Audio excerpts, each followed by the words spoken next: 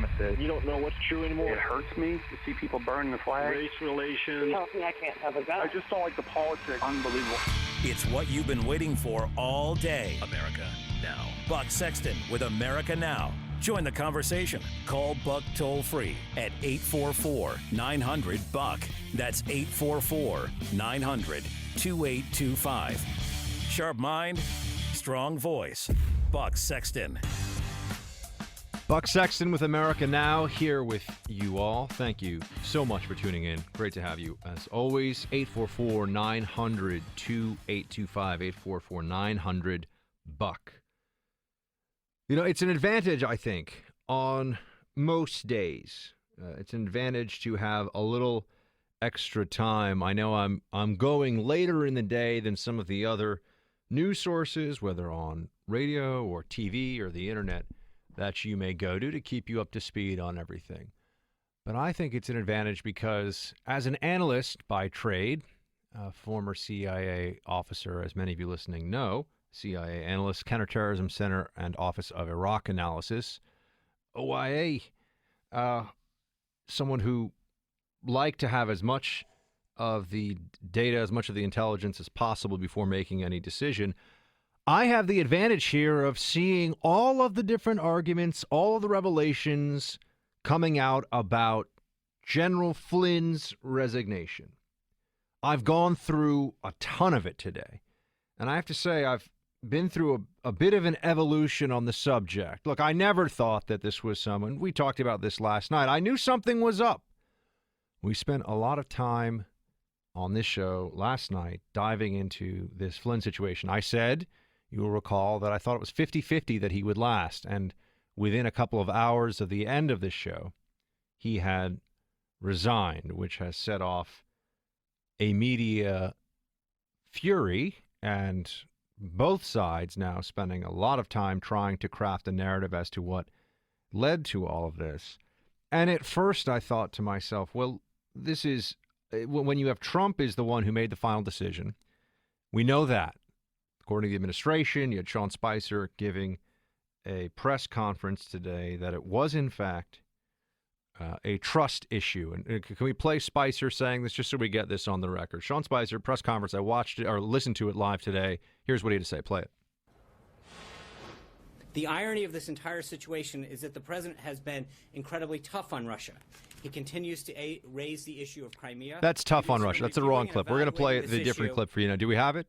Yeah, let's play it. We've been reviewing and evaluating this issue with respect to General Flynn on a daily basis for a few weeks, trying to ascertain the truth.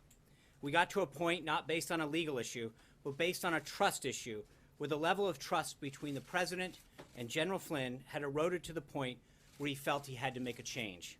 The president was very concerned that General Flynn had misled the vice president and others. He was also very concerned, in light of sensitive subjects dealt with by that position of national security advisors like China, North Korea, and the Middle East, that the president must have complete and unwavering trust for the person in that position. Okay, so the Trump administration is saying that it was Trump's call here and that Flynn was allowed to resign, but he had to go. For a senior level government official, a cabinet official, the national security advisor, this is being fired, right? It's a courtesy to allow him to resign, but this is being fired. Okay. So you have a more or less fired national security advisor who lasted 24 days, I think it was. All these pieces about a shakeup in the NSC. And there's a lot of noise out there. It's hard, and I found myself trying to dig through it and also block out much of the propaganda that's out there because the media has been preparing for a while for this moment. The constant deluge of stories about Russia and the insinuations about Trump connections to Russia and just asking questions. You know, this investigation is going on, that investigation is going on. Okay, I would like just one bit of solid information that the Russians had compromised information on a senior member of the Trump team, or there was some way they'd be able to exert influence and expect that they could affect U.S. policy based on someone, whether it's Trump himself or one of his inner circle. Haven't seen it. I am still waiting. And I am well aware of the fact that there are some former Trump associates that are under investigation by the FBI. But that also, as far as we know, hasn't come up with anything. And those are former associates, not current associates of the Trump administration. So you've got this kaleidoscope view. It's very hard. And even I spend a lot of my time trying to make sure that I don't adopt some of the narratives that they want you to right off the bat. Stories about a White House in disarray. Stories about a Trump administration that has infighting. There's chaos. There's no clear messaging. It's amateur hour. That day after day after day. And so when finally you have a high-level resignation like this, Michael Flynn, a general who served his country honorably for decades, it's understandable, I think, to jump to the conclusion, well, there must be something really wrong here. But the more I dig into this, the more I look at it, I see an honorable man who got caught up in a political war. And he's used to the battlefield. He's used to being an intelligence officer and understanding that there's his team, there's the good guys, and there's the enemy. What I don't think he was prepared for was the Democrat Party working with the media, working with the permanent bureaucracy inside the government, because it looks like all three were in concert in order to oust him. And he was just the first target. There will be more. There will be others that they go after. Just look at, if by way of comparison, look at the way that they managed to go after Scooter Libby. Tried to ruin that man's life. He did nothing wrong. He didn't leak anyone's name. That's a lie that's still perpetrated to this day by many, including people who think they are informed journalists. That is a lie. He did not leak any CIA agent, undercover agent, officer, actually, in our parlance. We don't call them agents. Didn't leak the name. He was found guilty of misremembering a conversation, according to the jury, with a journalist 2 years ago. And they prosecuted him for that. We all know what that was about. They were going after Cheney. They thought they had Cheney. The best they could do was get a senior member of Cheney's staff on a procedural violation, really, on endless questioning. And, we finally got him. He had a conversation with Russert. Russert said he said the name first, and Libby said he said the name first. And we can convince the jury that Libby's a bad guy. The Iraq War, Bush, bad. Let's get somebody. And that's what they did. And the left upholds that whole thing like it was some sort of victory. It was an absolute disgrace. And I will say it now because it bears repeating. It was disgraceful for the Bush administration, too. They left a man out on the political battlefield. They left him with a commutation in the end. They should have pardoned him. But they didn't, because Bush lost his nerve. That's just the truth of the matter. I was in government at the time. I remember how it all went down. I even had a little special view of things. And I'd also add, for our discussion today, that I have the benefit sitting here with you of seeing everything that's out there. All the people I know who are smart, all the people I know who have a platform that they shouldn't have, but gives them undue influence in the conversation. From all the different aspects of this, all the different angles you can look at, I can sit here now and tell you that there is a lot of information out there and a lot of conclusions that are false, that are untrue, that are unfair.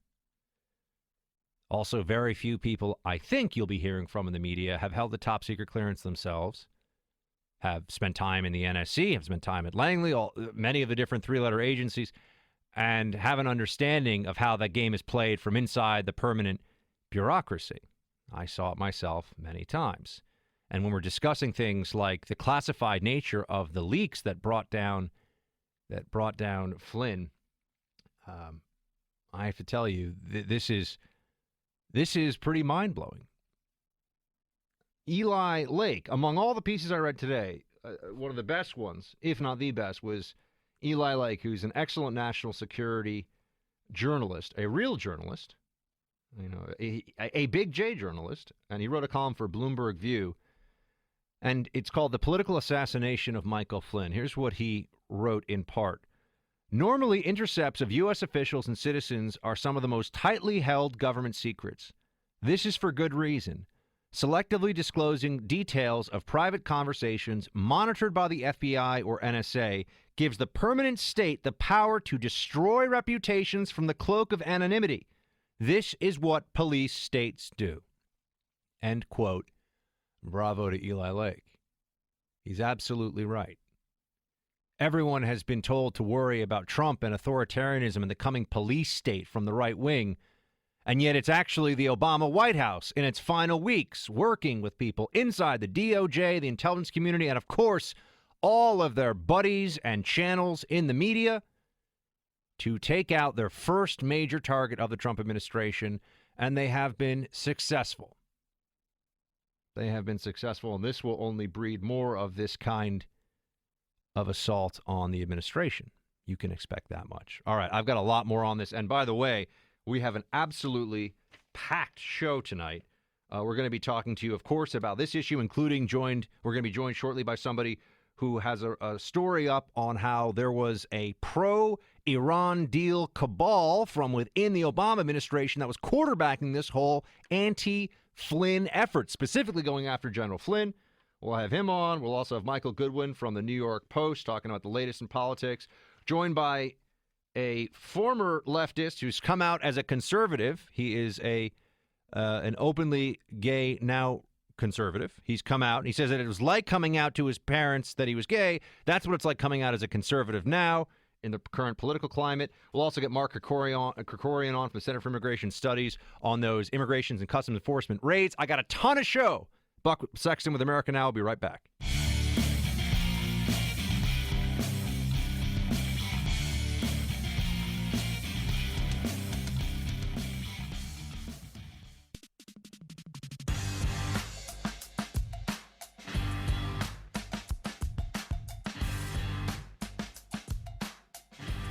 Welcome back to Buck Sexton with America Now. It's not enough.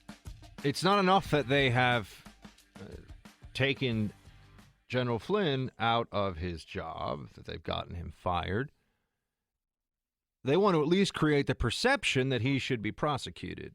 I bring you the New York Times right now, main story on the website. FBI interviewed Flynn in Trump's first days in office, according to officials. So they say right after Trump took office, FBI agents sat down with General Flynn, and they say right in the second paragraph, quote, if the authorities conclude that Mr. Flynn knowingly lied to the FBI, it could expose him to a felony charge. Okay, so they're openly trying to get the Scooter Libby situation going here. That was the scalp they were able to get during the Bush administration. They wanted Cheney. That's what the whole thing was about. Oh, they made this ridiculous movie. Oh, she's been outed. What's going to happen now? It had nothing to do with Scooter Libby. He didn't out anybody. They knew that from the beginning of the investigation, by the way. Go back and read about it. You see that it wasn't Libby. It was Armitage, and it was a mistake. Okay. It was an accident. Accidents happen in these circumstances. Sometimes people do make mistakes, but Scooter Libby wasn't trying to put any covert officer in danger. That's not what happened, but that became the story. The media went with it. They made a terrible movie about it. It was all crap. It was not true. It was not true. But people still believe it to this day because that's how effective the narrative writers in the media are on these issues. I do think that perhaps we have gotten not complacent, but we thought, well, Trump was able to withstand the most withering assaults the media could throw at him for the entirety of the primary and then the general, and ever since he won, every day since then. So maybe he's invulnerable. Maybe his administration can just stand tall and take everything they've got. Well, over the long run, maybe. But right now, they have taken a hit. They've taken a hit. That much we can, I think, all agree on. I'm not sure what the calculation here is for the president. I don't know. To me, given what I know now, look, last night as this came out, I was thinking, well, he lied. The Trump people think he lied. It's a problem for them. Why would he lie about this? But the more you look at it, you see that, well, this creates a problem for the administration regardless. And he didn't take into account that there would be people inside the Department of Justice who, I mean, somebody with access to signals intelligence transcripts, very, very classified stuff. Oh, and all the Democrats with their national security, we care so much about it. Yeah, they want to protect sources and methods. Sources and methods go out the window the moment you can get a prominent Republican, especially with this administration, in trouble. Oh, they burned that they had this ambassador's phone. People say, oh, everybody knows. Well, if everybody knows, you know, somebody can just then start leaking whatever transcripts they want of any of these conversations. Say, yeah, come on, everybody knows. No, I thought there were rules. I thought this was protected under federal statute. It used to be the case that anybody who wanted to hear anything from a U.S. citizen's phone call, if it went through national security collection measures, we were absolutely freaked out about that. Oh, you can't be swooping up, hoovering up like a vacuum all these phone calls. We can't have that. Even if it's accidental. Oh, well, here a phone call got swooped up and they used it for very clear political purpose. This is a scandal. And it was an orchestrated attack, and we'll have somebody joining shortly who'll talk about what his findings are on who orchestrated it and why and how far back this stretches. Flynn was a big target. He was speaking about intelligence community reform. The bureaucrats don't like that. Flynn was a big target because he was tied to the Trump administration. And yes, at the Republican convention, I believe, if memory serves, he was saying lock her up about Hillary. This was payback. And I just find it rich and deeply unsettling that we're all supposed to be terrified of the horrific totalitarian impulses of the Trump administration. Oh, there's going to be camps, and they're going to be rounding us up, and they're going to be deporting everybody. They're going to just be deporting people for being Democrats. They're going to deport everybody. Oh, there's so much hysteria over this. It's inescapable now, too. You can't walk past a Democrat, a liberal, a leftist, without them blurting out some obscenity about how terrible Trump is. You can't even have a moment of peace from this, no matter where you are, school, work, maybe in the privacy of your own home. Hopefully, if none of your relatives or no visiting friends have also been suffering from Trump derangement syndrome. But that's what's going on right now.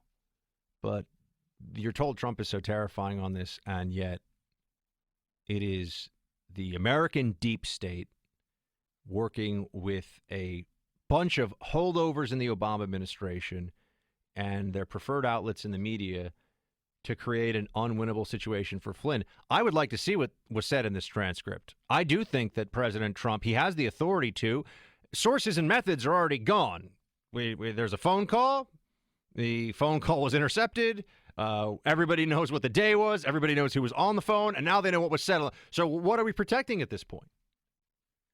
Just give us the verbatim of the transcript. If they have to redact some of it, although that would probably create some conspiracy theories in and of itself. Okay, redact some of it. Go for it. But let's see it. I have a feeling that there will be minimal, if any, redactions. And then we can know, was this really a big deal? Why was the FBI even investigating Flynn for this? What was the point of that? Who decided that that was and whether investigating him, interviewing him, maybe it wasn't an open criminal investigation, it was just an interview, but nonetheless. The Logan Act is preposterous, would not withstand judicial scrutiny, I promise you. And if it would, I can go down a whole list of people from Jimmy Carter to Ted Kennedy to Nancy Pelosi who blatantly ran afoul of it in much more egregious ways than anything that could have been said on this phone call. So the phone call is not a problem. From what I can tell, the content's not a problem. But why did the Trump team push for Flynn to resign? Have they been under so much pressure, and I worry, have they been under so much pressure continuously, relentlessly, that they just caved? More coming. Buck Sexton with America Now, where there's always something to talk about, where you can trade opinions with Buck. Not sure you'll win, though. Just call 844-900-BUCK. That's 844-900-2825. All right, Buck, you're on. This was clearly a political hit against Flynn. I'm not saying that he didn't make a mistake in not coming clean with Trump and the other senior administration figures, and I can understand why Pence would be annoyed based on what we've been told. But it was a political hit. There were people going after him, and it was also payback. Where did this come from? Well, we've got our friend Adam Credo joining now from the Washington Free Beacon. He has a story up on freebeacon.com right now. Former Obama officials and loyalists waged secret campaign to oust Flynn. He's got some sources that are fascinating on this one. Adam, thank you for joining. My pleasure. Thanks for having me. So we've been assuming for a while, I think, Adam, or at least I have, I can't speak for everyone else, but assuming that there was a hidden hand behind much of this anti-Flynn stuff, that there must be some group of individuals who are coming together trying to create a circumstance where exactly what has happened would happen, which is that Flynn would have to resign. And your sources, and your national security reporter for the Free Beacon, your sources tell you that there were Obama loyalists that were behind this. Tell us about it. That's absolutely right, and I think there's many pieces to what's going on here. Look, I think that we've gotten ourselves into a situation where it's very difficult to defend Flynn himself, but nevertheless, there is a larger story to be told, and a piece of this is that anonymous intelligence community leaking and passing things on to Obama loyalists so that they could place it in the news media. And that's exactly what we've seen here with Flynn. And it started really back in December when the appointment of Flynn was announced. A lot of these Obama administration national security guys and loyalists already didn't like the guy. They knew he was going to get in there and try to unravel the deal they did with Iran and release a lot of the hidden things about the deal that still publicly has not come out because it's classified. So this campaign against Flynn started then, and we saw the news media, the mainstream media, I think your CBS's, your NBC, CNN's, organizations of this sort, running stories against Flynn. Well, who planned these? These are the same people who planted the stories for the Obama administration, misleading America about the context of the Iran deal. They were getting their information from people in the IC and the intelligence community who hated Flynn already, and they were strategically using it and leaking it to the news media. That's how we find ourselves in the situation we have now, where someone like Flynn is forced to resign. Now, you mentioned specifically in your piece that Deputy National Security Advisor for Strategic Communications, quite a title, Ben Rhodes, under the Obama administration, is said to have been included in this, and he was at the heart of, and the one who disclosed publicly, the effort within the Obama administration to use the press to create a specific perception. This would be called information operations, by the way, in a military or intelligence context, but to create the echo chamber effect for the Iran deal such that the media made it a binary choice. You're either for the Iran deal or you're for war with Iran. And every time you'd have anybody going on TV that was trying to point out the Iran deal was bad, it was, whoa, hold on. Do you think we should bomb Iran tomorrow? Do you think we should invade? And that was the way that it was handled. Ben Rhodes, at the heart of this thing, makes it seem obviously very political and very, very politicized. Adam? Did you disappear? Adam, we can't hear you, buddy, so I don't know what happened. We lost you, and I wanted to hear more about your story, but we'll have to just talk about it. Let me know if we get him back on the line. I don't know where he went. He just dropped off. Maybe the NSA was listening in and knocked him off there. Just kidding. That would never happen. The NSA would never be involved in intercepting a U.S. person's communication because that wouldn't happen. That's not a thing that goes on anywhere. Let's take John in Mississippi. John, you are on the Buck Sexton Show. Welcome. Hey, I heard the conversation you just had, and you mentioned this guy Rhodes. He was also the guy that, now this is not what I was going to talk about originally, but Ben Rhodes was the guy that wrote the emails to advise Rice, the ambassador to the UN, that went on the Sunday shows because Hillary doesn't like the Sunday shows, and said that the attacks in Benghazi were spontaneous as a result of a video. Well, it was Ben Rhodes behind that strategy of lying, and the President Obama followed that advice and went on publicly to accuse the attack on the embassy in Benghazi and the death of the ambassador and the 2 soldiers. That was because of a video. Well, Ben Rhodes was behind that. And it's people like Ben Rhodes, I believe, now getting to the current topic about Flynn, it's people like that that are left behind deliberately by the outgoing administration who are planning to attack Trump any way they can. If they could find somebody in the administration that dropped litter, they would make a fuss over that. And they're prepared to posture in front of the cameras and feign outrage and disgust and say, we got to launch an investigation now. What did they know and when did they know it? That type of thing. They're all set up. Oh, I know. It's Watergate all over. With the left, anytime a Republican's in trouble, it's Watergate. That's always, Yeah. This is Flynn-gate, apparently, but yeah. Yeah, this is, okay, it's just all trumped up. It's no big deal, but it alerts us that there are moles like crazy in government ready to work with the leftists and the media to attack Trump, and they succeeded in destroying the trust that Trump had with Flynn. We don't know whether Flynn lied about the conversations he had with the Russian about the sanctions. We don't know if he mentioned it and forgot. He knew that his phone call was monitored, so he really couldn't blatantly lie unless he knew that it was not likely that anybody would ever show that transcript of the phone call to somebody like the vice president or Trump or the FBI. I hear you, John. John, thank you very much for calling in from Mississippi. I want to address a bunch of your points here. First of all, that there would be when you look at what's going on here, you have a precedent that has been set where the outgoing administration will use its access to highly classified information to embarrass the incoming administration by illegally, and it is a federal crime, it is a felony to disclose, in this case, top secret information to the press in this way. So somebody committed a federal felony here. I'm sure a number of people did. And you can say, oh, well, the truth justifies it in this case. First of all, what about the DNC and the Podesta emails? There were journalists who didn't want to cover them because they were illegally obtained. Well, it wasn't U.S. persons who had illegally obtained them. It was Russians overseas.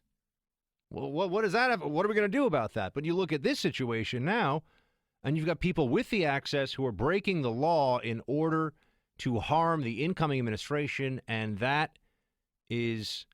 well, it's a crime. It is literally a crime. It's not like a crime in the general, in the sense of it's a bad thing that they've done. This is openly and patently illegal. All right, Adam Credo from the Free Beacon is back. Adam, sorry we lost you there for a second.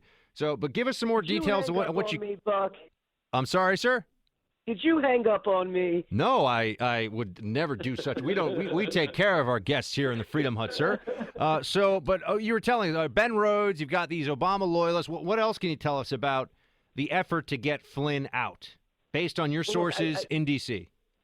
Yeah, I think there's a really much deeper, important story here that I was trying to tell you before I lost you, and that's the influence of the intelligence community. These are anonymous, faceless people that can do things like intercept Flynn's phone calls and give intelligence briefings that might be skewed about him. And this is how that information about him really got out there. It originated with this IC community that has always kind of had it out for Flynn. I don't think I need to remind people all the stories about the wars he had and the way that he actually left the intelligence community. So in many ways, this is a personal campaign against him. But it raises a much larger question about a national security police state. Are we going to let these people pick and choose who they think should be running the intelligence community? That's a role for the president, and I think that's what's really at stake here with Flynn. Whether you like the guy or you don't, you should not, as a colleague of mine in The Week magazine put it, you should not be cheering the way he was brought down. Absolutely not, and we have to establish as well that the standard in this instance seems to be, well, if there's classified information that you have access to that will embarrass the Trump administration, you can disclose that even if it's a U.S. person making a phone call overseas and it's going to blow sources and methods. And think about that precedent now.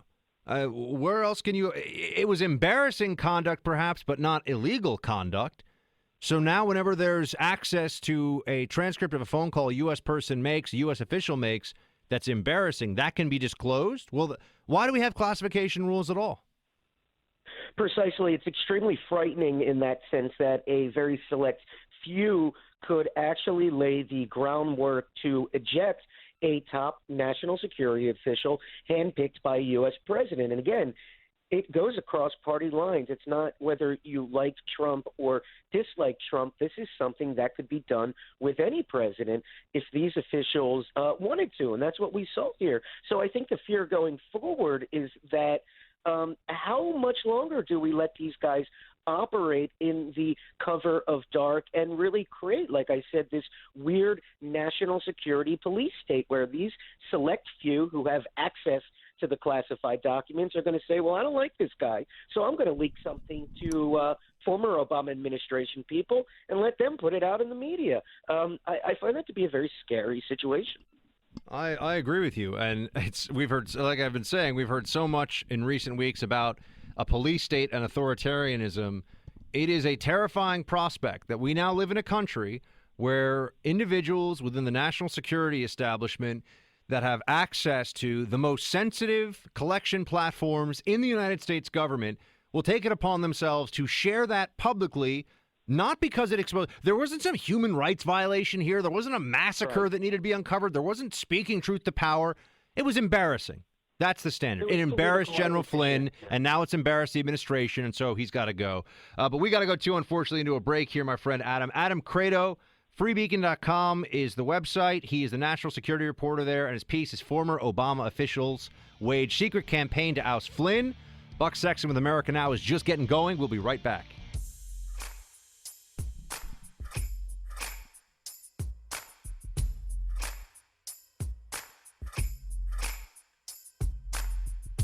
So the standard, as I was saying before, is that if you've got access to classified information that hurts a Republican, that embarrasses a Republican, then you can release it.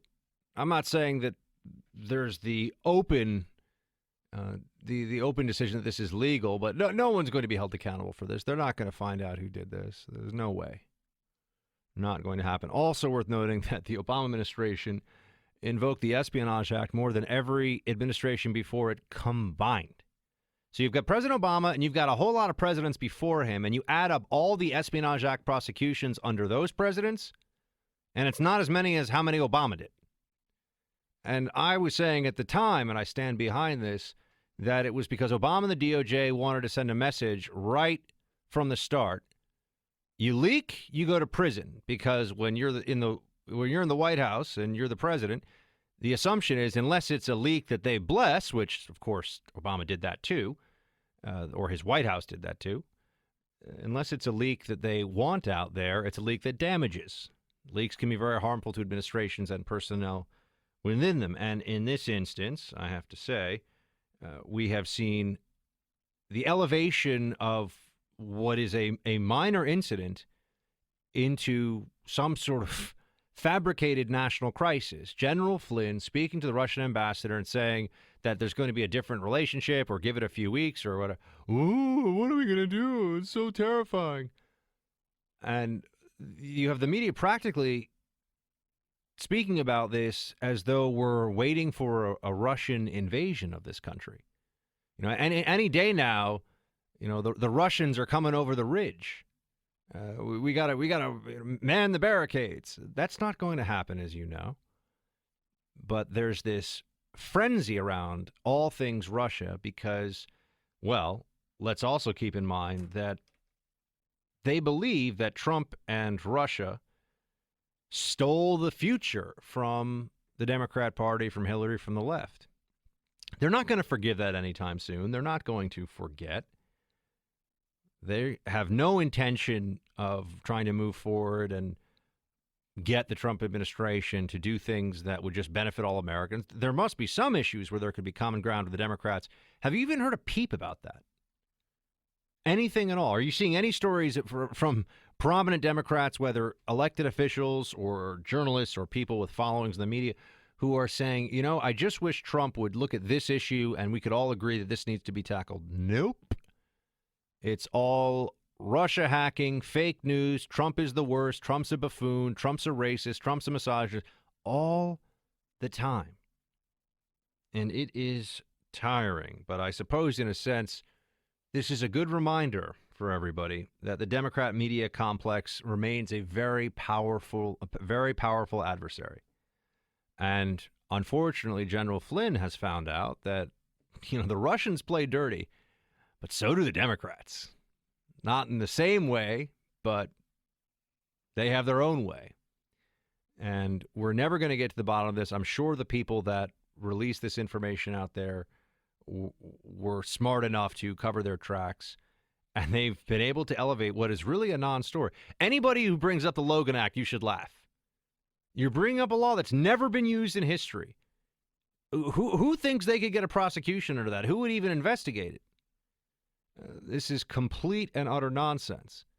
And people say, oh, well, but Buck, it's still on the books. Yeah, you know, so is the if you're in this country illegally, you should be deported law. That's current federal immigration law. Been tested in the courts, been used a lot, many times under the Obama administration, too, I might add. But we're being told constantly to ignore that. You know, let's ignore federal immigration law, but the Logan Act from 1799, that's where we draw the line. That is sacred stuff. I don't think so. I don't think so. This is really troubling.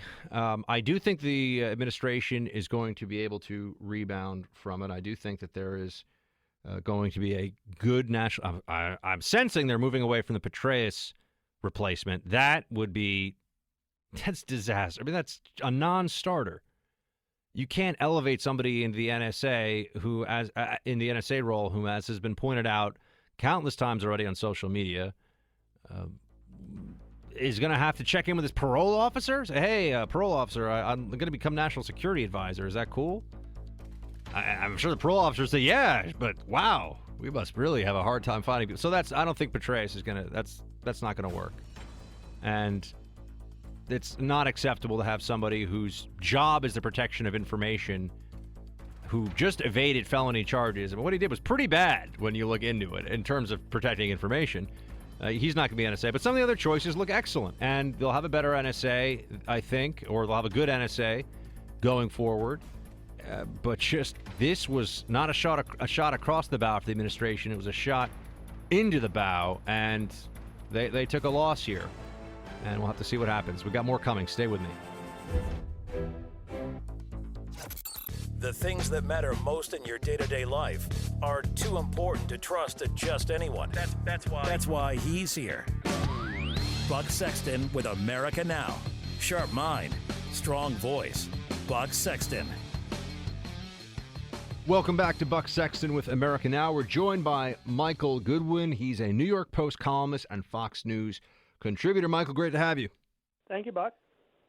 Michael, what happened here? Last 24 hours, we got an NSA resigning. You've got the media in a frothy-mouthed frenzy over Russia connections, and we found out that there's been the leaking of classified information to take down an administration official that perhaps even tied to senior Obama administration officials. Looks like it certainly did, in my opinion. What is going on here?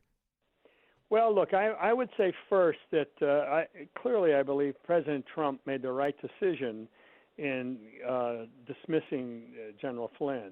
The idea that he lied to the vice president, and if I'm reading between the lines here, but I suspect he may have also lied to Trump at some point too, because for Sean Spicer and others to come out and say the trust was eroded to where he could no longer serve.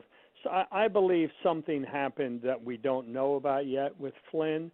And then Spicer also hinted that there were other things besides the lying to Pence. So I just think that it was clearly time for Flynn to go. And look, Flynn carried a lot of baggage. As you suggest, he may well have been taken out by a targeted leak of the phone call with the Russian ambassador. But let's remember that we don't know what actually was said on that phone call, but it's the lying to Pence, I think, was really a fatal mistake on Flynn's part. So and the administration, Michael, is saying that, right? So this is the official line now. They're saying that they lost confidence and they lost trust in him, and that's essential. Okay, why would Flynn lie to Pence about this?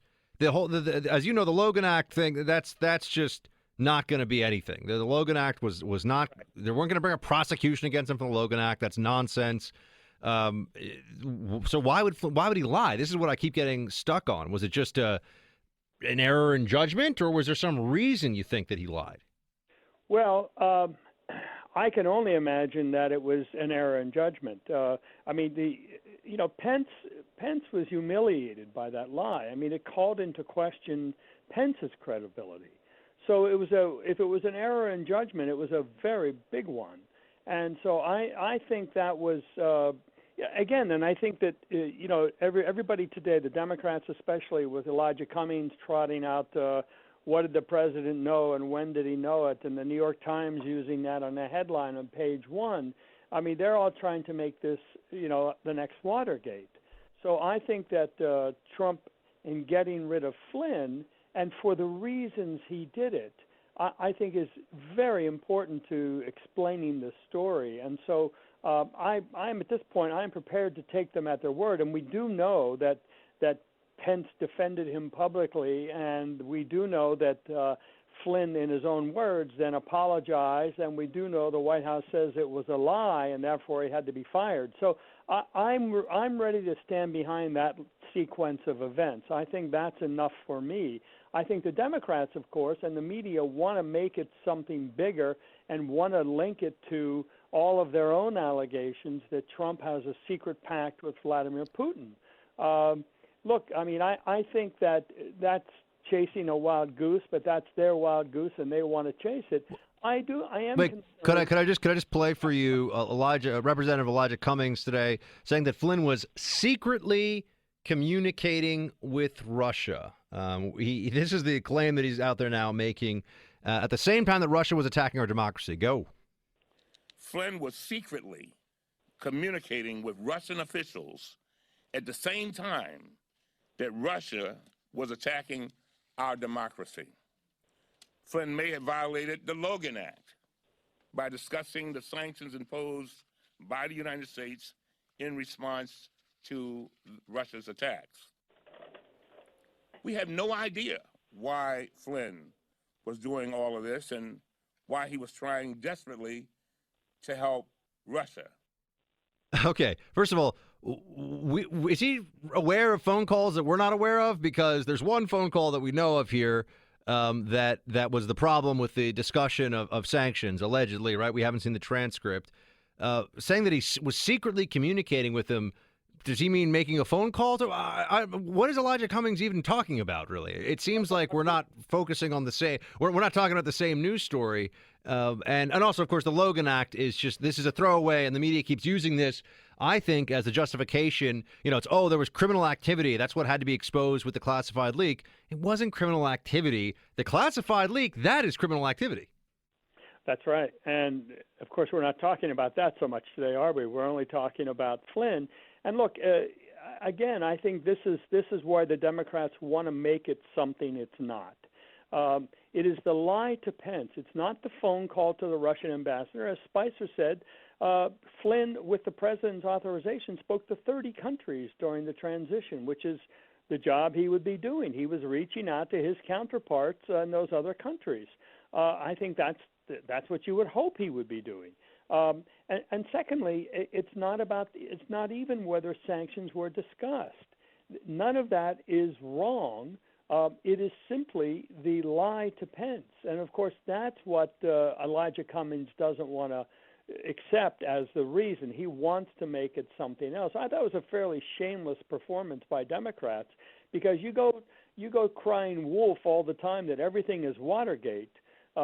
Pretty soon you look pretty foolish yourself, and you end up having no credibility. But, of course, that's where they are anyway. Your latest piece is Clinton reminds us, switching gears here for a second, Clinton reminds us why we're lucky she lost the election. Oh, how did she do this? I mean, for me, it's every time she says anything, but how did she do this in this case? The mere mention of her name, huh? But look, when she tweeted out on the Ninth Circuit continuation of the stay, 3-0, meaning the three-judge panel, for me, it was a perfect reminder that these are the kinds of judges she would be appointing to every court in the land, including the Supreme Court. These are the judges who don't really follow the law. They follow their politics. You know, they're not that interested in the Constitution. It's just an old piece of parchment. So these are the kinds of judges who just make it up as they go along to fit their own agenda or to fit somebody else's agenda, not the Constitution. And I think Neil Gorsuch, the justice that the president's nominated for the Supreme Court, is a direct refutation of that. Neil Gorsuch would never be nominated by Hillary Clinton because she doesn't like constitutionalists. Michael Goodwin is a New York Post columnist and Fox News contributor. Check out his latest on NewYorkPost.com. Michael, thank you for calling in tonight. Great to have you. My pleasure, Buck. Thank you. All right, team. Phone lines are open. 844-900-2825. That's 844-900-BUCK, B-U-C-K. We've got a lot more show, and we'll be back in just a few. Buck Sexton with America Now. Back with you all. Phone lines open, 844-900-2825. Oh, man, the rules are constantly changing, aren't they? What we can say, when we can say it. One of the reasons I think that there's support for Trump and his, unorthodox style of communicating in the political world. Everyone's just constantly sick of it. And you have Al Franken, who went on TV earlier in the week, I think it was maybe last week, and said that he thought that the president, the commander-in-chief, was mentally unstable. That's what he was saying, or that he said. And then he goes and says now that he doesn't like Trump's nickname for Elizabeth Warren, which is, he either calls her Pocahontas or Pocahontas, I believe. Says it's racist. Play it. What's your response when you see that Pocahontas is now the face of your party? I heard this from a couple of my colleagues who were there, and I would have said something. I mean, I'm not... What would you have said? I said, Mr. President, with all due respect, that's racist. Please stop doing that. I'm on Indian Affairs. This is completely unacceptable. It's racist? Well, first of all, here we have a sitting senator who says the president's mentally unstable, who will start a at least theoretical sentence with all due respect. We know there's no respect. They have absolutely zero respect. And whether it's Al Franken or this punk who writes for the New York Times who was saying that Melania Trump is a, quote, hooker, this is what's out there now. Or the other journalist who made a comment about Trump's, a horrific comment about Trump's 10-year-old son. With all due respect, I don't think that Democrats are really allowed to say that before they say anything to this president or anybody who works for him, for that matter. There is no respect. They have nothing but disdain and utter and complete contempt for President Trump and those who are in his White House and around him and trying to spread his message. We are the losers here. We, the American people. That's a big part of the problem for me. We have spent a week now, or we will spend at least a good portion of this week as a country focused not on the discussions about the future and policy and changes that can make people's lives better. And you know what? Sometimes action is just a good thing from the White House, and I'm not in favor of endless government meddling in everything we do in every aspect of our lives. I'm obviously not a progressive. I'm a conservative. But sometimes you at least want to try to fix the problem to see if, well, maybe this doesn't work, but something else will. But inaction can be when there is a real problem and there's urgency or there are people who are suffering and need help. Inaction is a terrible choice.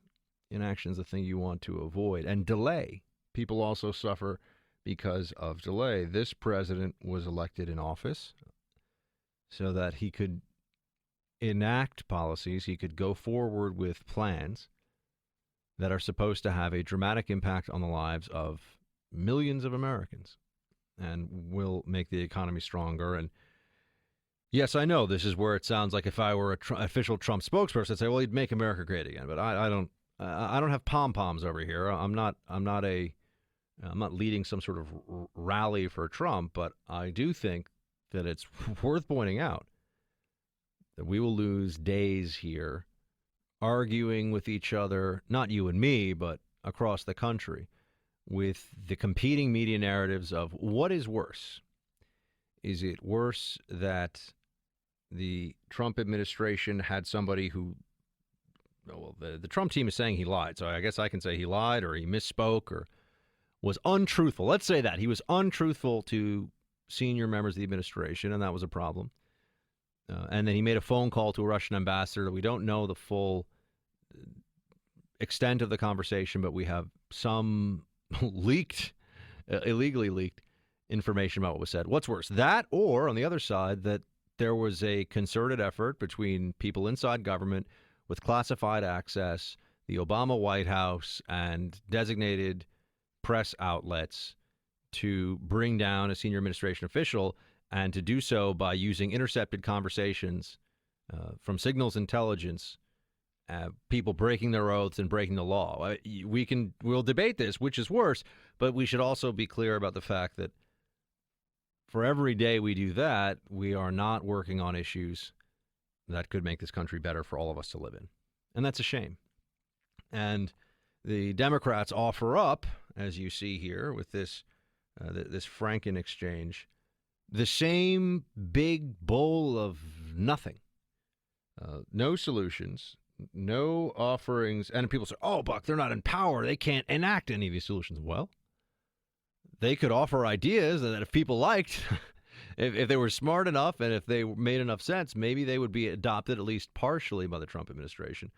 But instead, you got Franken here grandstanding about how Trump is racist. And with all due respect, Senator Franken, you have no respect. He acts like a jerk. And now he wants to pretend that he's above calling Elizabeth Warren Pocahontas or Pocahontas. It's not racist because Elizabeth Warren is not Native American. So can we get beyond this pretense? And that the top of the Democrat Party's progressive wing right now, I guess you could say it's a struggle between Bernie and Elizabeth Warren, is somebody who perpetuated what is really a race fraud for her own benefit, and it's quite obvious.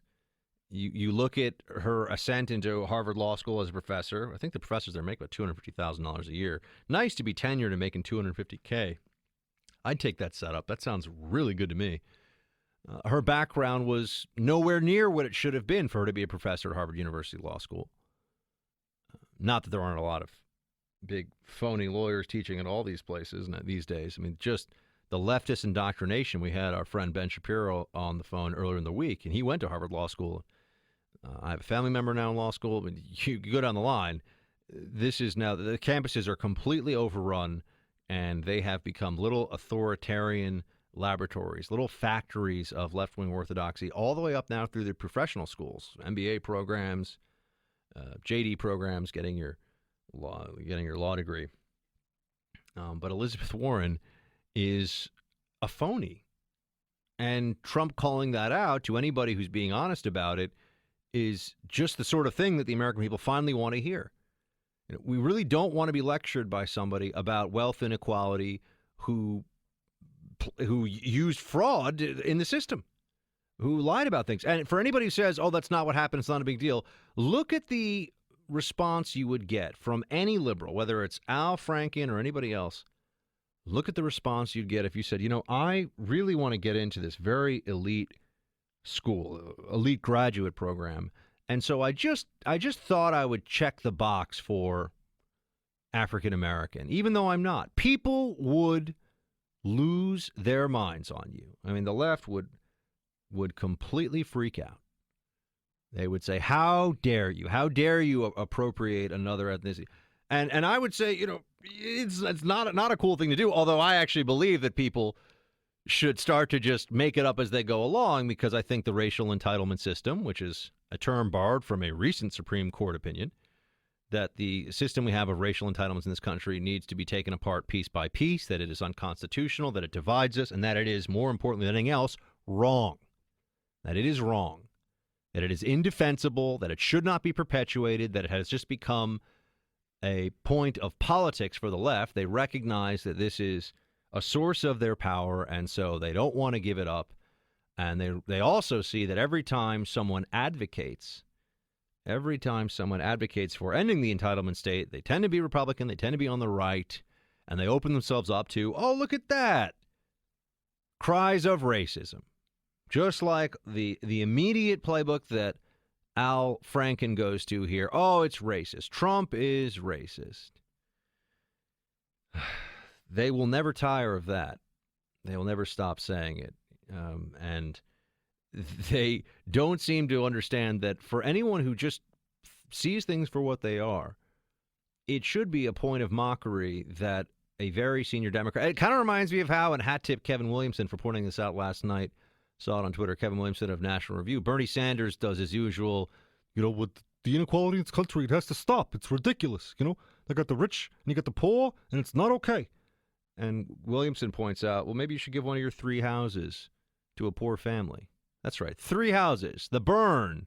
Oh, he just is all about redistributing the wealth. He's all about making things better for everybody. The middle class, the lower class, it's those fat cats, those banksters. They're the worst. Okay. 3 houses, that's a lot of houses.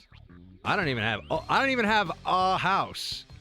Never mind 3. So maybe Bernie Sanders can hook me up. But you see, hypocrisy, more than anything else, is the defining characteristic of the American left these days. And those who point it out, whether it's Trump by calling Elizabeth Warren Pocahontas, or anyone else who points out Bernie Sanders is not nearly the authentic class warrior he pretends to be, they burn with a fiery hatred of those people. Because once you understand the hypocrisy, everything else makes sense, and you also know you just can't trust these Democrats to be honest about anything. All right, we've got more coming. I'll be right back. Buck is back.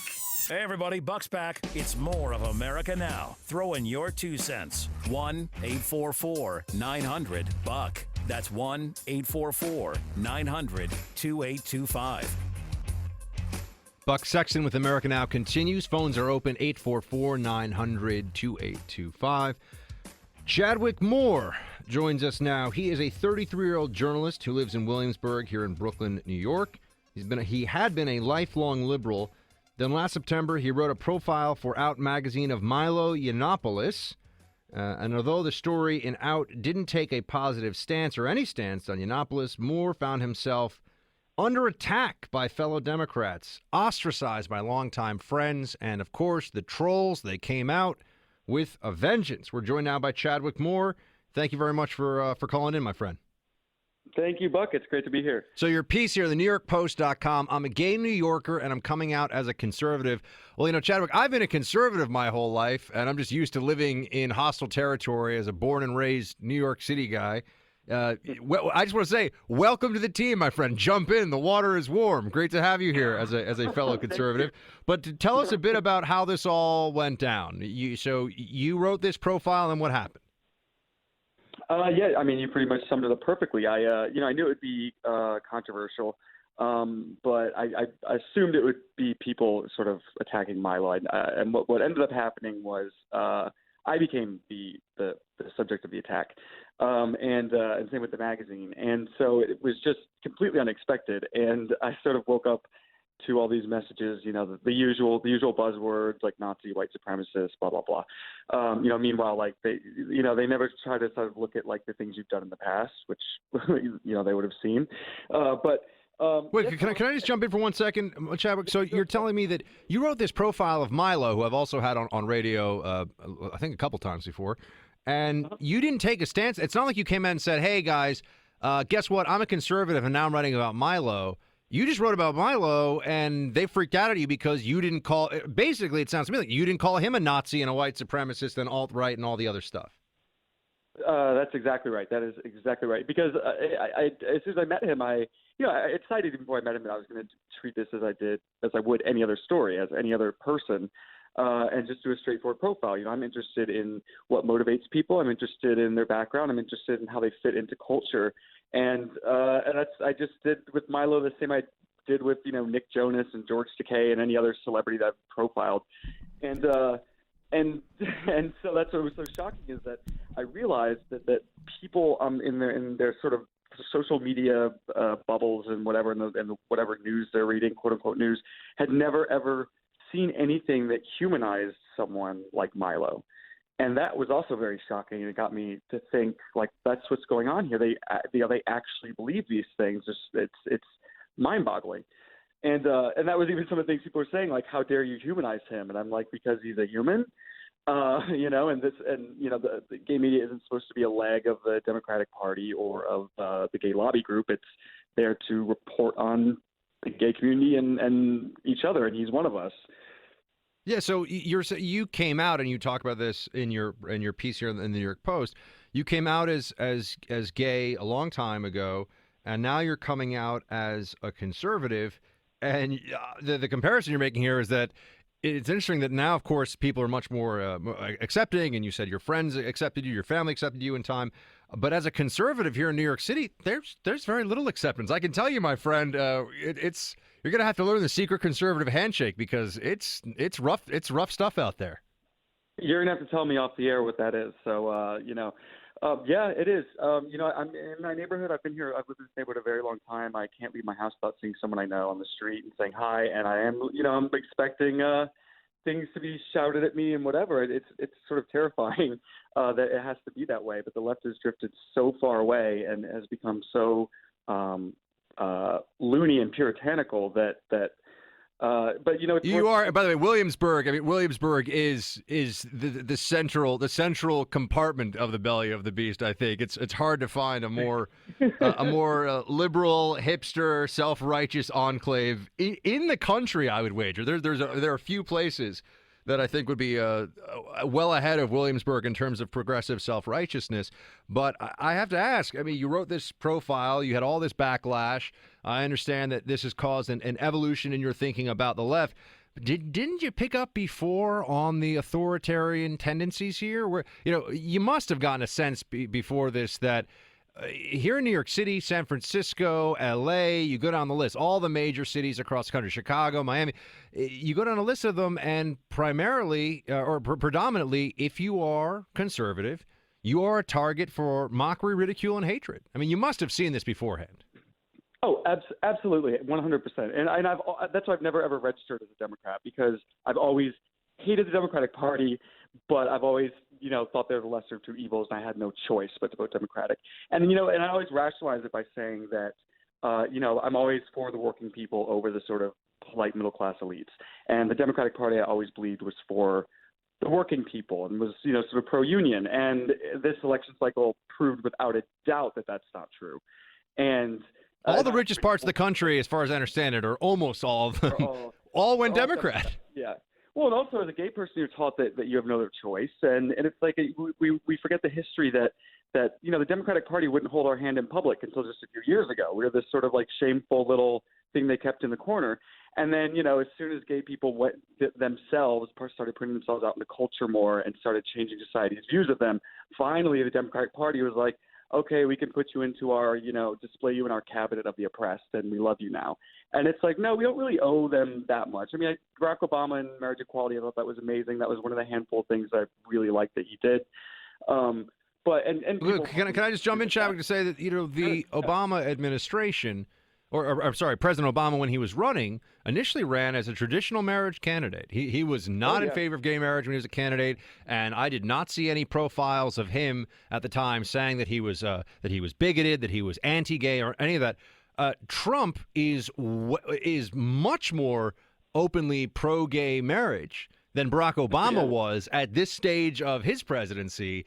And yet Trump is the gay backlash against Trump, or the gay community's hatred of Trump, is something that it's inexplicable to me, because I look around and I say he doesn't say there's going to be a return to traditional marriage. He's not saying anything like that, and he's much more I guess you could say liberal, or however you want to put it. He's much more pro-gay marriage than Barack Obama was. So there's seemingly a huge double standard here. Absolutely, and Trump. I mean, Trump gave an interview to The Advocate, the biggest gay magazine, in like 2000 or something. And he's, his longtime mentor is Roy Cohn, who was a gay man, although Roy Cohn was kind of not the best person. But he's had gays around him all the time. So yeah, the people freaking out about Trump taking away their rights, I just don't understand it. It doesn't make any sense. I think it's just part of this, this sort of coalition of victimhood that has to sort of feel like they have to rise up for whatever reason. And now, as someone who's come out publicly, you've come out as a conservative. It's going to be rough, Chadwick. I'm not going to lie to you. You got some rough seas ahead here. But it's something I deal with every day and have for a very long time. Also here in New York City. So I get the sense that you're probably also dealing with what I deal with here all the time, which is that it is only the progressive, left-wing Democrats that I know who refuse to ever just let stuff be when it comes to politics. They refuse to give you any respite from the constant harangue, the constant harassment. If I want to talk about this, we're going to talk about this. Everything can be political. Every aspect of life has to be politicized constantly. This is a specific disease of the left. I do not see this. I do not know any conservatives that want to inflict their politics always and at all times on everyone around them. And this is exactly right. And now that I've been paying closer attention to conservatives and meeting more conservatives and talking to them and getting in their heads, it's amazing that it's night and day. With conservatives are so much more joyful. They're so much more cheery. They're so much more carefree. And usually that was the sort of stereotype of the left, that they're more sort of relaxed and creative and fun. And that's certainly not the case anymore. It's just sort of misery and being puritanical and, trying to dictate what you can think and say. And are there any issues now that you say that since you've come out as a conservative, you feel differently about specifically than you used to? Or this has clearly been a long-term evolution and shift in your thinking in response to the way Democrats act and the way that they've treated you since you came out and said this. Are there any issues where you say, I was just wrong on that one for a long time, or I've just really changed my thinking on it? I think nothing really that I've changed. I think what it's done is it's galvanized me to the things that I've always believed, but I would kind of shut up about if I was in a political conversation or what have you. And it's really made me feel more passionate about those things, such as just basic constitutional rights, First Amendment especially. I've suddenly become this massive free speech. I feel it very passionately that there should be no limitation on speech, gun rights, free market and free people. Just the basic idea of that. Before I would, kind of shut my mouth talking about regulation or forcing this or that. But it just sort of galvanized me. It was in me all along. Is that line from Wizard of Oz? There we go. All right. Well, Chadwick Moore, welcome to conservatism, my friend. Great to have you, and we're pleased that you're on the team now. Chadwick Moore is you're a journalist based. What's your Twitter handle? I'm assuming at Chadwick Moore. It's at Chadwick_Moore. There we go. All right, cool. Chadwick, thank you very much for joining. Great to have you. Thank you for having me. All right, Buck Sexton returns in just a few. I'll be right back.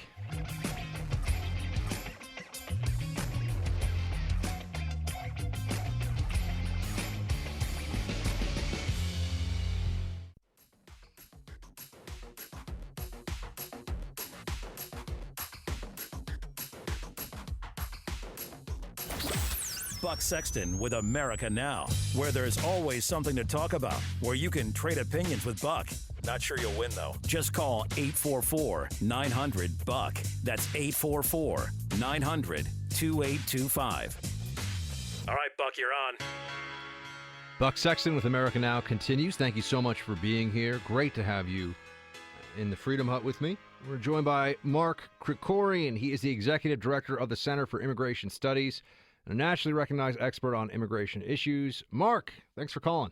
Thanks for having me. Thank you so much, sir. So let's start with the Ninth Circuit Court of Appeals. When they ruled on the temporary restraining order and they kept it in effect, which means that the Trump executive order on immigration is more or less, until another decision comes down, is more or less null and void for the time being.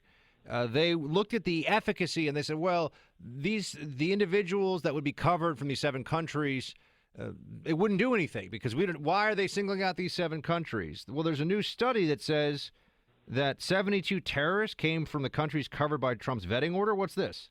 Yeah, this is actually from data that the Senate Judiciary Committee publicized last year, but it was about people involved with terrorism-related convictions from any country. And so what one of our analysts did was go through and say, okay, well, how many are there from the 7 countries involved here? And what she found was 72 people identified by the Senate Judiciary Committee were from one of those 7 dangerous countries. And they were, some of them were involved in, some pretty obvious stuff, conspiracy to commit terror act, money laundering conspiracy, possession of explosives. Some of them were a part of a plot to fraudulently get hazardous material licenses and commercial truck licenses after 9/11. So, it really does point to the fact that the judges not only were wrong in saying that there's really nothing to worry about here, so Trump just must be picking these countries out of the air.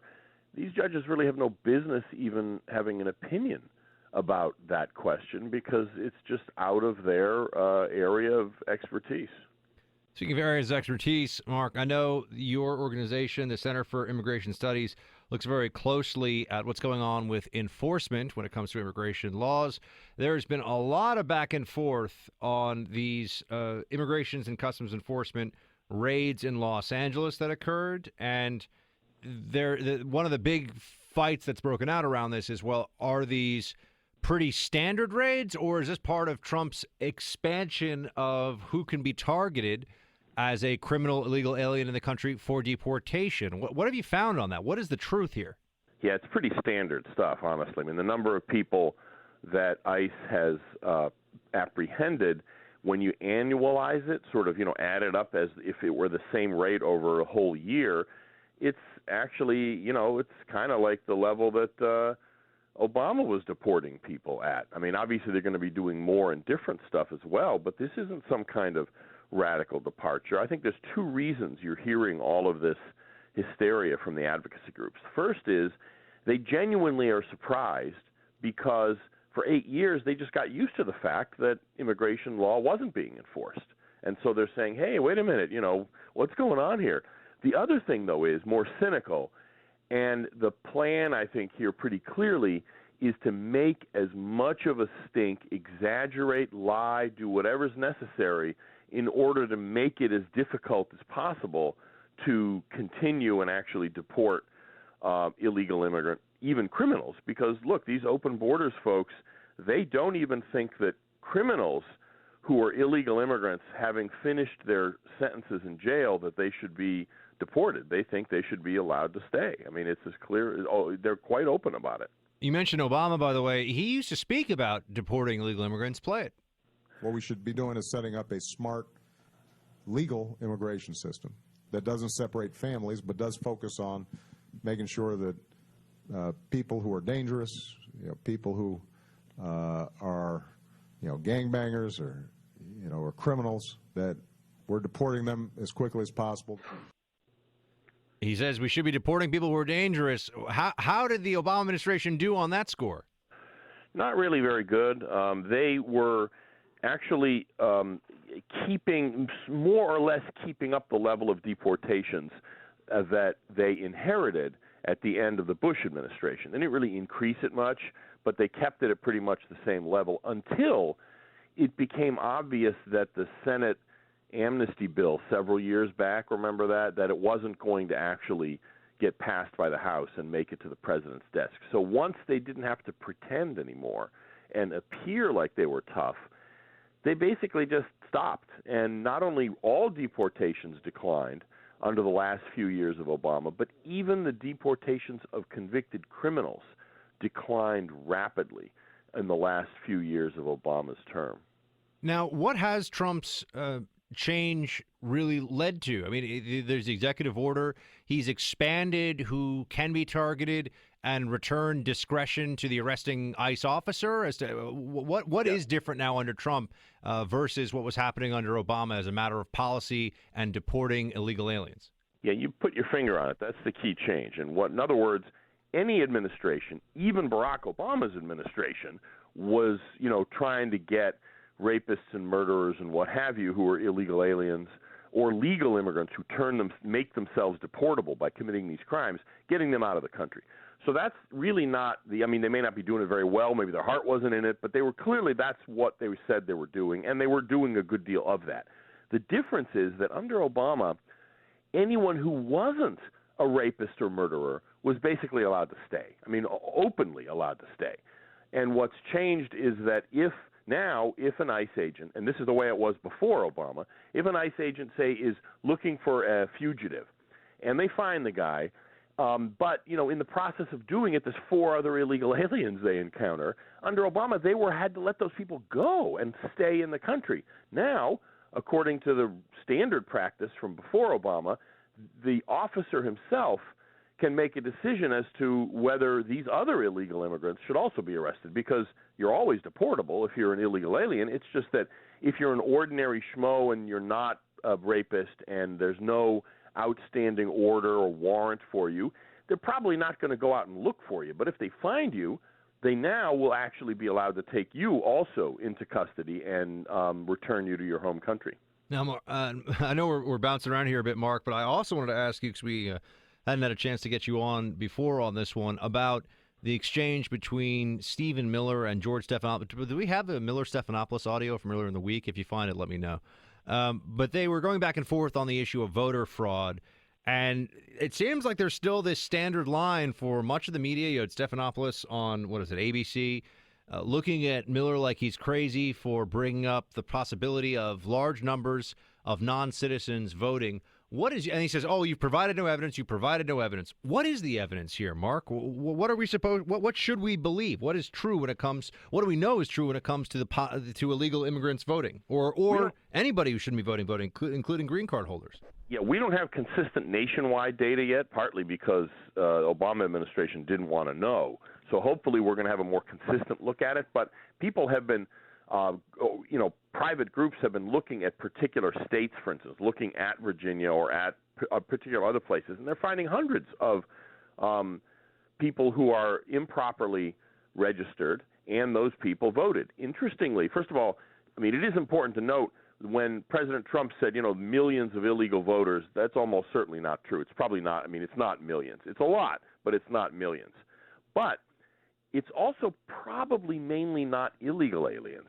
More likely, it's legal immigrants, green card holders, often who think that they do have the right to vote. In other words, they've been basically tricked by the motor voter law. If you remember, that's federal law that says when anyone goes to register their car at the DMV, they have to also be given voter registration papers. And it says on there, in the fine print, if you're not a U.S. citizen, you're not supposed to fill this out.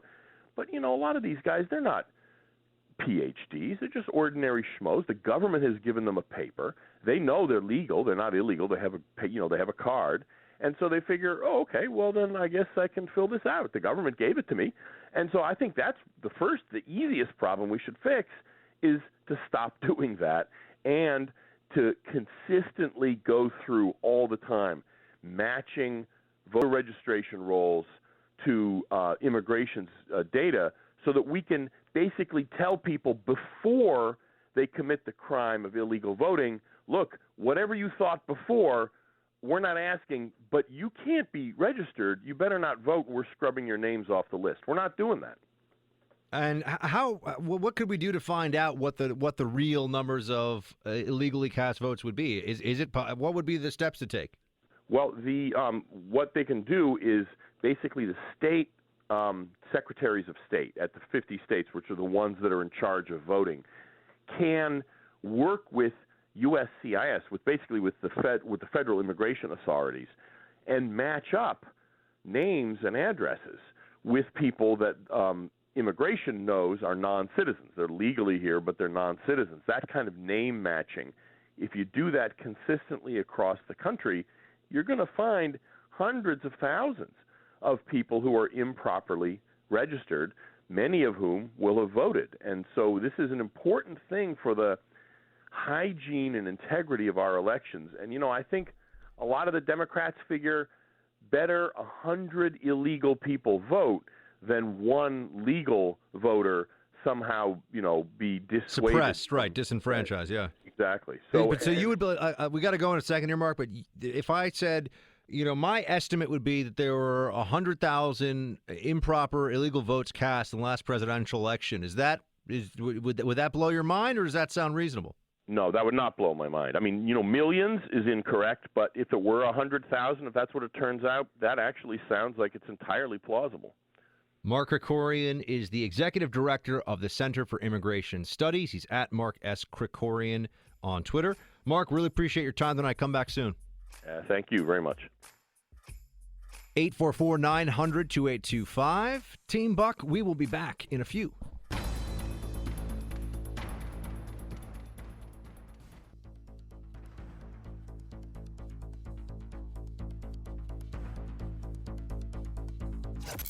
The things that matter most in your day-to-day life are too important to trust to just anyone. That's why he's here. Buck Sexton with America Now. Sharp mind, strong voice. Buck Sexton. Buck is back with you all now. Team Buck, thank you for being here. Welcome back to the Freedom Hut. We got some calls coming in. Let's take them. Ken in Mississippi. You're speaking to Buck, sir. Hi, Buck. Thanks for taking my call. Thank you for calling in. I just wanted to point out that I think your guest that you just had on was a little too conservative in his estimate of illegal aliens voting in elections. And I'll refer you to an article done by Old Dominion University that was published in Electoral Studies Journal that estimates that up to 2.8 million illegal persons voted in the 2008 election. So, what was their reasoning behind that, or what were they using as the data set to come to that conclusion? I've read articles about the study, and I just found the study on the internet, and I haven't had a chance to really read it through. But I think they were just looking at statistical data on looking at small samples where they knew that illegals were voting, and then extrapolating that out. All right, well, I'll have to look at the article. I haven't seen it myself, but Mark is very deep in the weeds on immigration, so I tend to think that he's got a good sense of what the estimate would be. But I'm happy to take a look at it, Ken. So send it to me. Post it on Facebook or something, or send it an email. I'll take a peek at the study. I appreciate you calling in from Mississippi, sir, and shields high. We got a guest joining us now, Representative Scott Taylor. He is a former Navy SEAL, and now he's serving his country in Congress. Representative Taylor, great to have you.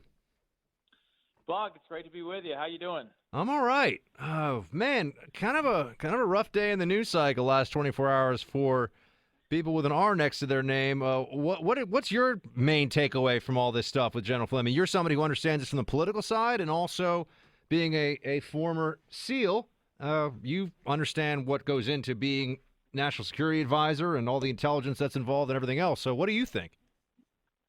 Well, it's certainly not black and white. There's a bunch of things there, and I've got from friends of mine in both the intelligence community and in the special operations community sort of defending Flynn and talking about how this issue with some of the upper echelon is not because of Russia, but because of Iraq, which is interesting, with just military intelligence versus CIA type thing, sort of turf war type stuff.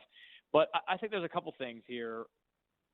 He screwed up with the vice president, obviously. I think that's an issue, and it's a political issue that that obviously has a big problem with the administration. But at the same time, I appreciate General Flynn for his service to the country, which obviously is spans 33 years or something like that. I have tons of respect for him. It is a different world. The political world is different, as you very well know. It's not the same thing as the battlefield, and unfortunately, sometimes you don't see the enemy or know where they're coming from or anything like that, or who's got your back and who doesn't. I think right. As Maximus says in Gladiator, a soldier has the advantage of being able to look his enemy in the eye. So there's no doubt about that. I'm not sure which one's. Go ahead, Scott. Sorry. General Flynn's a good guy for sure. I admire him and I respect him personally. I think that he obviously made a mistake for not informing the vice president, and trust is important. And it's important for the president outside of Flynn to be in sync with the intelligence community. You've got, they need to get they need to go on the same page sooner than later, because the stakes are too high for the defense of this country.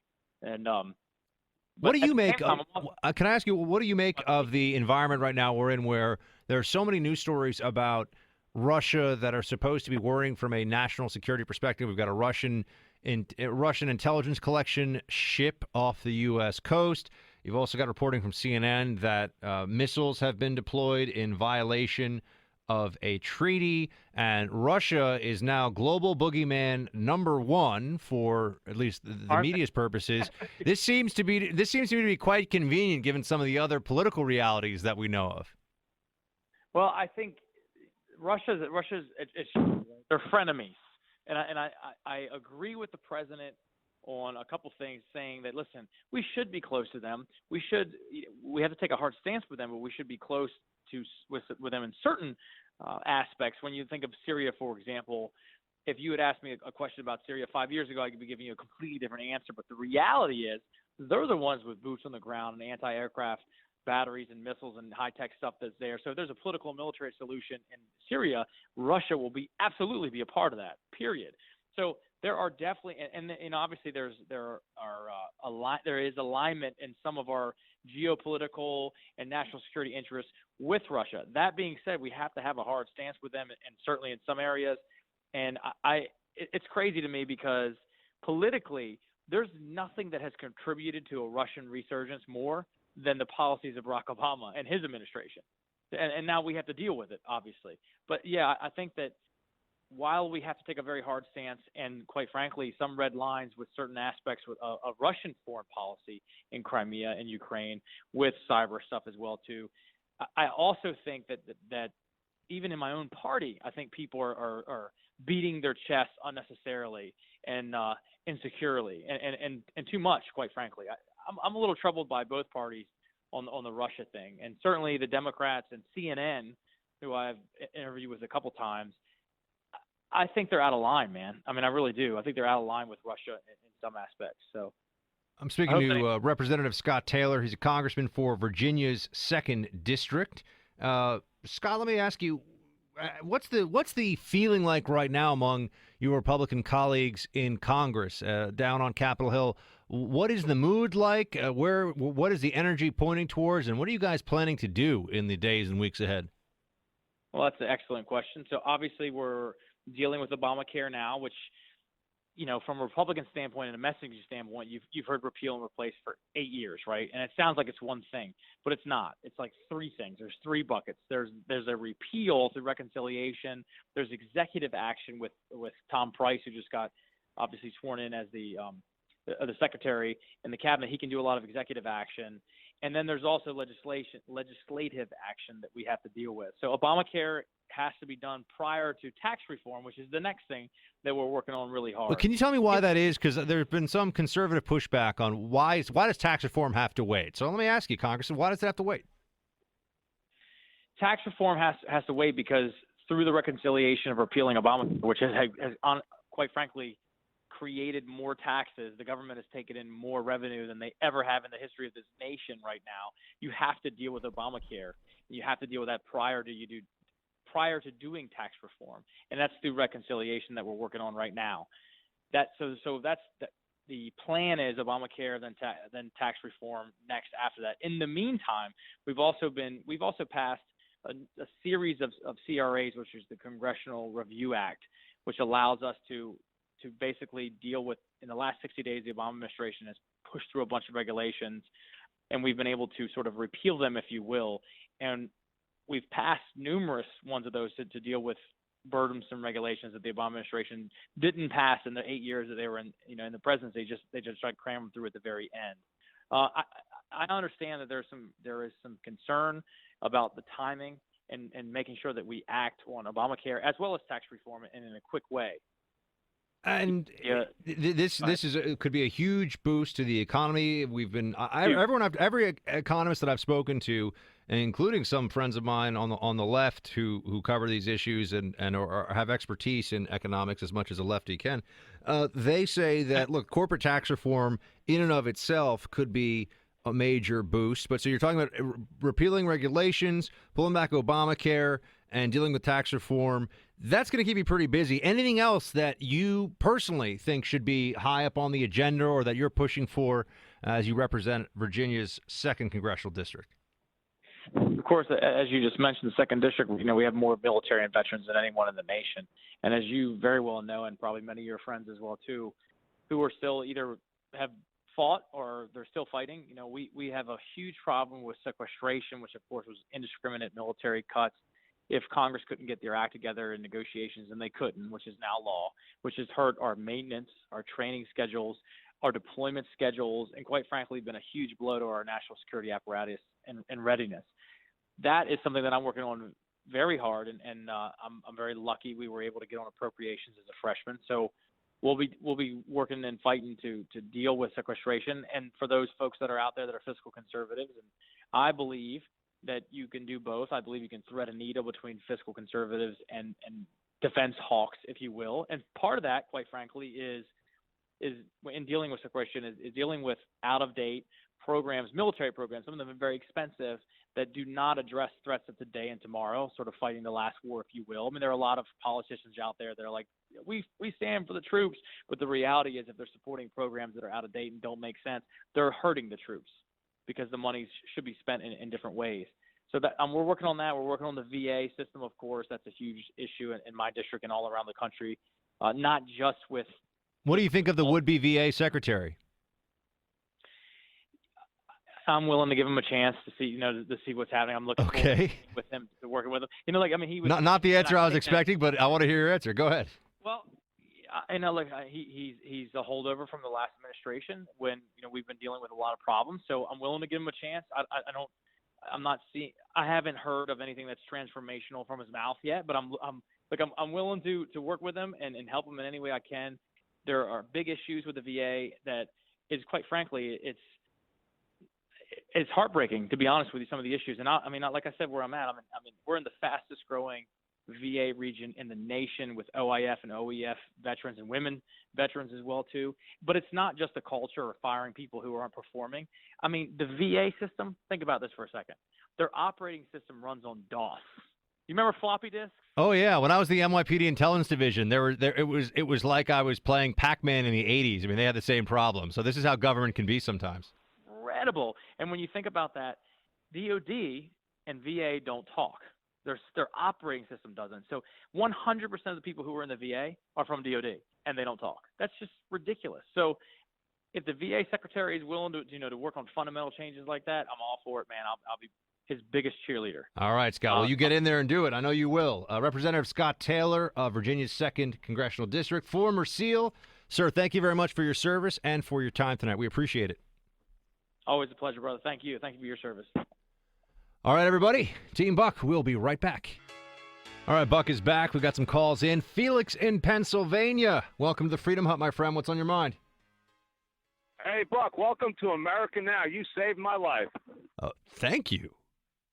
I'll take it. Yes, the previous host was occasionally causing me chest pains. Oh, God. All right, well, what else is on your mind, Felix? Hey, no, but you know what? My support for Donald Trump is being forged like a piece of Damascus steel. The more they throw at him, this is just infuriating me to no end. Yeah, I feel the same way. The more the attacks on him are unfair and underhanded, I also feel like I keep track of it, and I'm just like, you know what? If this is how they're going to play, Don't expect me to be, well, I'm going to be moderate on this issue, or, they have there's some legitimate criticism. Nah, forget it. I'm in the trench. I got a helmet on. Let's go. Yeah. Hey, you know where Pocahontas came from, right? I assume it's a play on Pocahontas. I know, but it was coined by Rush Limbaugh. I did not know that. Oh. Oh yeah, a long time ago. Oh yeah, that's a Rushism. Oh. So now you mentioned something yesterday, and this El is Rushbo himself. Yes, sir. Yes, Maharashi. Now yesterday you had briefly mentioned something about Bill Clinton giving the speech in Russia. Okay. Yeah. The speech in Russia was for a bank in Kiev that was tied to the whole deal where they sold the rights to the 20% of uranium of this country, and that bank, of course, has ties to the Kremlin. And Bill Clinton got a $500,000 to $800,000 fee for speaking at that banking interest. That's a good day's work. Should have spent some time in Tahiti on the beaches with some ladies after that one. Yeah. Yeah, that's right. Sketchy Bill Clinton voice. Just throwing it out there. Yeah, but thank you for the update on the Kiev angle of it. I remembered it. I just didn't remember I remember the fee, and it was in Russia or in Ukraine, but I remembered that there was a problem there. Yeah. Yeah, and it was all tied to that deal where they sold out 20% of the rights of our uranium in this country to the Russians. Right, and isn't it interesting that right now they're not allowed to export, or there's some controls in place, but if Hillary Clinton became the president, well, who knows what would have happened with those uranium deposits that were passed over to Russian control. But hey, Felix, man, I appreciate the support of the show.